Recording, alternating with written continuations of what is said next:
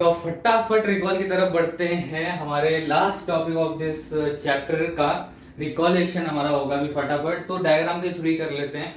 तो देखो पहले सबसे पहले हमने बोला था कि डायग्राम कैसा है, क्या है, इसके बारे में डिस्कस किया था। तो डायरेक्ट प्रोसेस की तरफ आते हैं। तो देखो आर्टरी से ओके जो डर्टी ब्लड है, डर्टी ब्लड की बोला गया ऑब्वियसली हमने बहुत बार डिस्कस किया, दैट इज जो वेस्ट सब्सटेंसेस हैं जो कि हमारे बॉडी के लिए हार्मफुल है वो एग्जिस्ट करते हैं इस ब्लड के अंदर।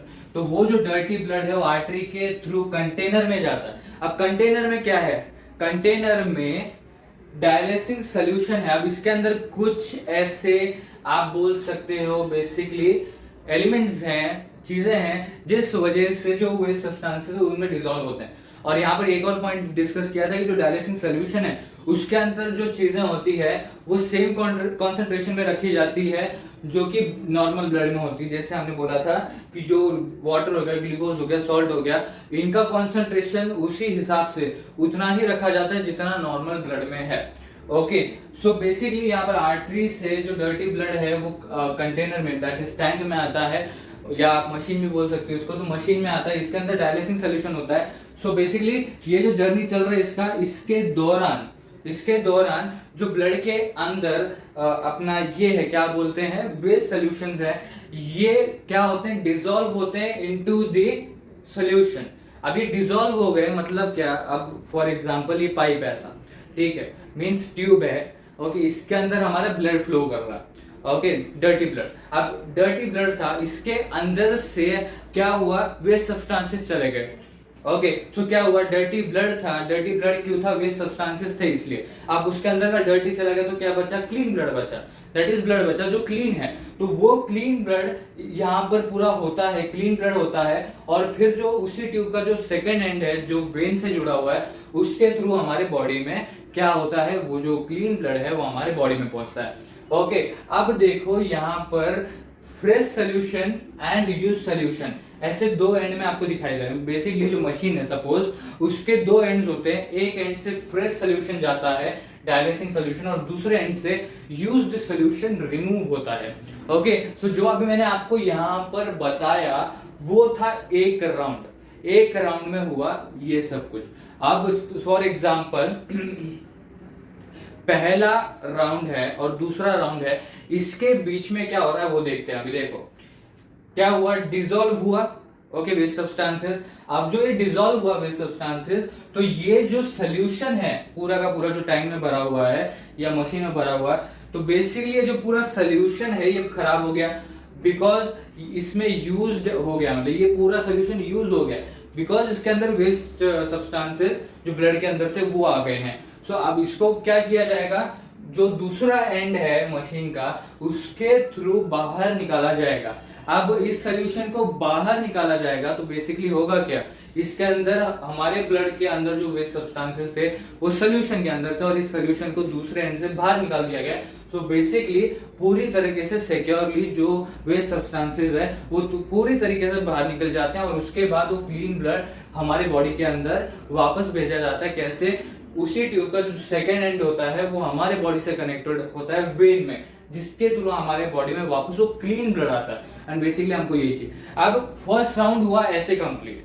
अब सेकेंड राउंड शुरू करने से पहले जो पहला एंड है वहां से फ्रेश डायलिसिंग सोल्यूशन भेजा जाता है। सो बेसिकली देखो यहाँ पर जो जर्नी चल रही है इसकी ब्लड की, उस ट्यूब के अंदर फ्लो हो रहा है, उसके दौरान क्या हुआ, डिसॉल्व हुआ इनटू दिस सोल्यूशन। ओके अब सोल्यूशन खराब हो गया तो उसको फिर दूसरे एंड से बाहर निकालते हैं। तो बेसिकली सिक्योरली सब कुछ निकल चुका है वे सब्सटेंसेस। ओके सो अब ये पूरा एक राउंड हो गया, यूज सोल्यूशन बाहर निकल गया है। अब अगले राउंड के लिए जो फ्रेश सोल्यूशन है वो वापस पूरे मशीन में भरा जाता है ताकि अगला राउंड अच्छे से सिक्योरली परफॉर्म हो। ओके सो इस तरीके से पूरा का पूरा ये प्रोसेस चलता है। सो बेसिकली जो पेरिटोनियल था उसमें कैसे था, ऐसे था, इसमें कैसे, ऐसे है, ठीक है। ओके जो बट यहाँ पर क्या चल रहा है, आर्टरी से कनेक्टेड है, वेन से कनेक्टेड है, आर्टरी से is going and flowing through the tank and the you can say the tubes are coiled into the tank. So through that tube क्या हो रहा है, वो जो ब्लड है वो फ्लो कर रहा है एंड वो जो ब्लड है वो डिसॉल्व होता है, gets dissolved in the solution now अब होता क्या है उस सोल्यूशन में, in the solution waste substances are there, so blood was flowing and blood had that waste solution, so those got dissolved in the solution। तो अभी dissolved हो गया है किसके अंदर, सोल्यूशन के अंदर। तो सोल्यूशन आपका क्या हो गया, खराब हो गया। ओके, सोल्यूशन खराब हो गया पर ब्लड क्लीन हो गया, तो ब्लड जो क्लीन हुआ है वो फिर हमारे वापस बॉडी में भेजा जाता है, और फिर वो जो सोल्यूशन है वो दूसरे एंड से निकाला जाता है मशीन के, ताकि सब सिक्योरली पूरा जो वेस्ट है वो रिमूव हो चुका है, अगले राउंड में वो वापस आएगा नहीं, मतलब कोई रिस्क फैक्टर नहीं होगा। सो बेसिकली दूसरे एंड से वो पूरा सोल्यूशन निकाला जाता है, नया सोल्यूशन, फ्रेश सोल्यूशन डाला जाता है, एंड देन अगले राउंड्स परफॉर्म किए जाते हैं। सो इस तरीके से ये पूरा हेमोडायलिसिस का प्रोसेस था, जो हमने पूरा प्रोसेस डिस्कस किया। अब लास्ट पॉइंट जो मैं बोला था, the main difference between peritoneal dialysis and hemodialysis क्या है, पेरिटोनियल डायलिसिस और हेमोडायलिसिस के बीच में मेन डिफरेंस क्या है। सो देखिए, हमने ये पहले भी डिस्कस किया टाइप ऑफ डायलिसिस में, जब हम ब्रीफली डिस्कस कर रहे थे तब हमने ये डिस्कस किया था एक्चुअली कि इन दोनों के बीच में क्या आप बोल सकते हो क्या डिफरेंस है। ओके, बट ये भी अब इसके ऊपर डिपेंड करता है कि कितने मार्क्स के लिए है। अब ऐसा जो है, ये देखो, the main difference between peritoneal dialysis and hemodialysis, अब इसमें क्या हो सकता है कि ये 1 या 2 मार्क्स की रहेगा। ओके, सो एक ही स्टेटमेंट में पूछा गया कि इसका मेन डिफरेंस बताओ कि क्या है इन दोनों में मेन डिफरेंस। कभी कभी बोला जाता है कि कुछ 3 या 4 डिफरेंसेस बताओ दोनों ही प्रोसेस में। ओके, सो डिपेंड करता है कितने मार्क्स के लिए, जो हम ऑब्वियसली टाइप्स ऑफ क्वेश्चन जब डिस्कस करेंगे वो उसमें हम डिस्कस करेंगे कि कितने मार्क्स के लिए कैसे लिखना चाहिए बेसिकली। तो अब ये डिस्कस करते हैं कि बेसिकली जो मेन डिफरेंस है वो क्या है। तो टाइप्स ऑफ डायलिसिस में बेसिक एलिमेंट्स के ऊपर से हमने डिफरेंशिएट किया था कि जो ट्यूब हेमोडायलिसिस में यूज हो रहे हैं that can be removed okay after the process, but the tubes which are used in peritoneal dialysis, it is implanted, that catheter which is a special type of tube, it is implanted in our abdomen, so it can't be removed।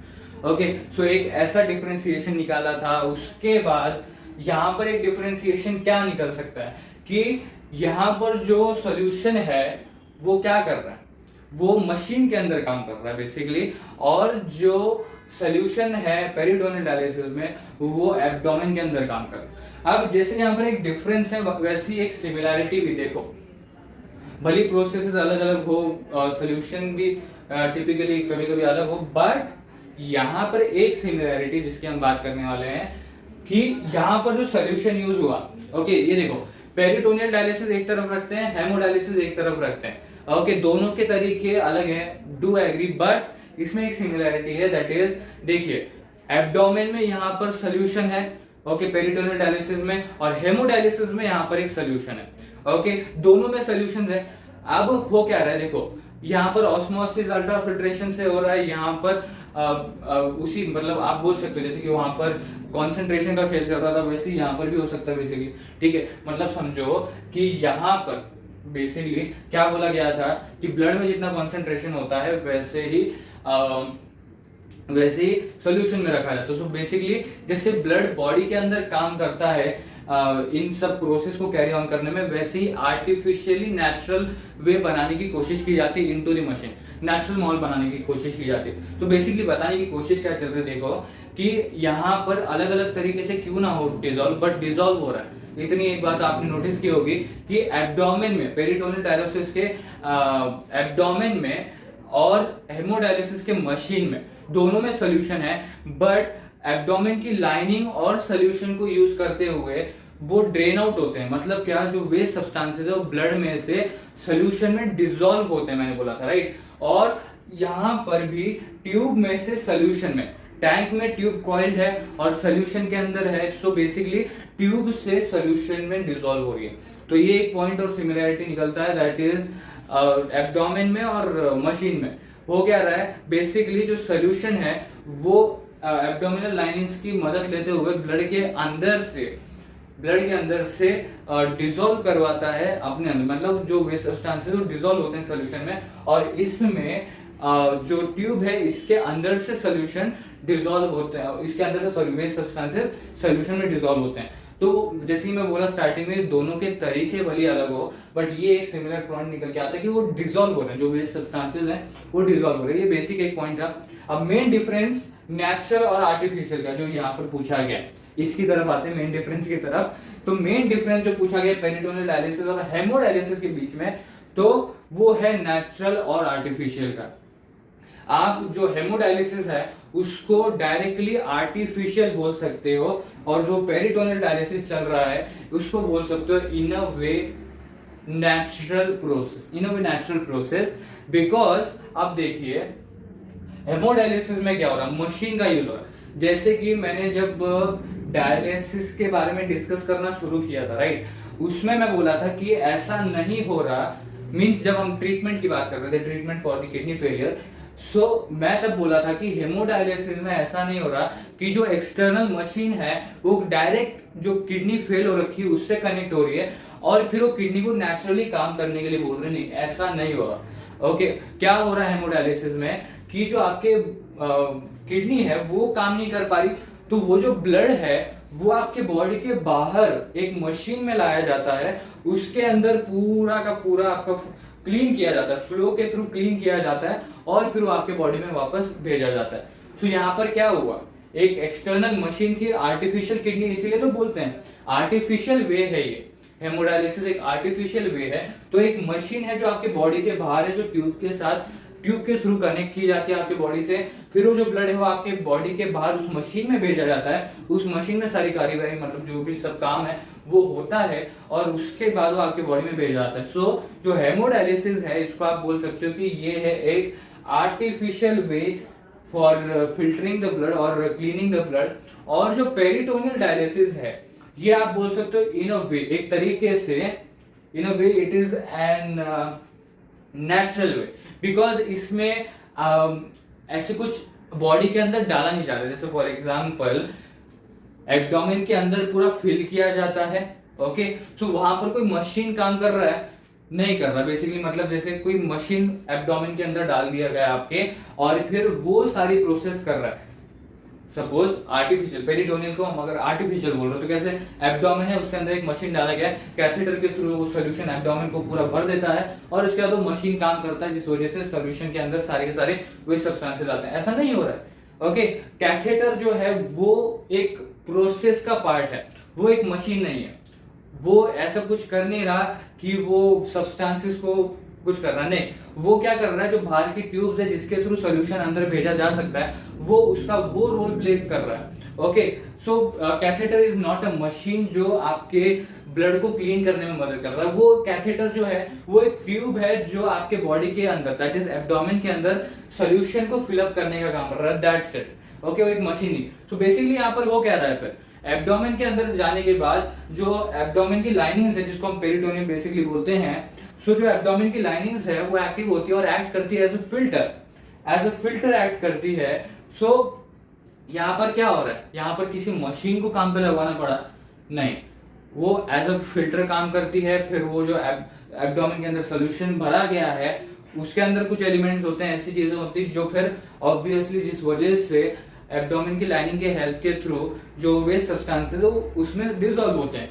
So it is in a way natural process. Okay, यहाँ पर naturally हो रहा है, body के abdomen linings को ही use करके वे substances को blood में से बाहर निकाला जा रहा है। और हेमोडायलिसिस में जो आपका ये है क्या बोलते हैं, वे सब्सटेंसेस है वो मशीन में निकाला जा रहा है। Okay, so this can be the main difference, या आप बोल सकते this is the main difference between peritoneal dialysis and hemodialysis, is that कि जो हेमोडायलिसिस है इट इज एन आर्टिफिशियल वे और जो पेरिटोनियल डायलिसिस है वो एक नेचुरल वे है। ओके, ऐसा कहा जा सकता है। So this was the main thing that was being discussed now. Okay, जो अभी डिस्कस किया हमने basically which is discussed now, so ये हमने डिस्कस करना था, छोटा सा पॉइंट था। ओके, सो इसी तरीके से हमारा एक्सप्लेनेशन और रिकॉलेशन पार्ट कवर होता है।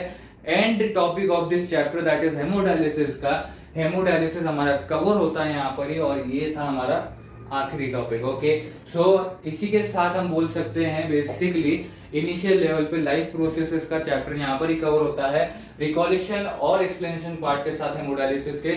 इसके बाद हम देखेंगे टाइप्स ऑफ क्वेश्चंस का डिस्कशन, दैट इज जैसे कि कमेंट में भी पूछा गया था कई बार कि क्या आप ये जो क्वेश्चंस हैं, ओके, जो लाइफ प्रोसेसेस के ऊपर क्वेश्चंस आ सकते हैं उसके टाइप्स के बारे में, उसके मार्क्स स्कीम के बारे में डिस्कस करने वाले हैं कि नहीं? तो ऑब्वियसली करने वाले, क्यों नहीं करेंगे यार, ठीक है।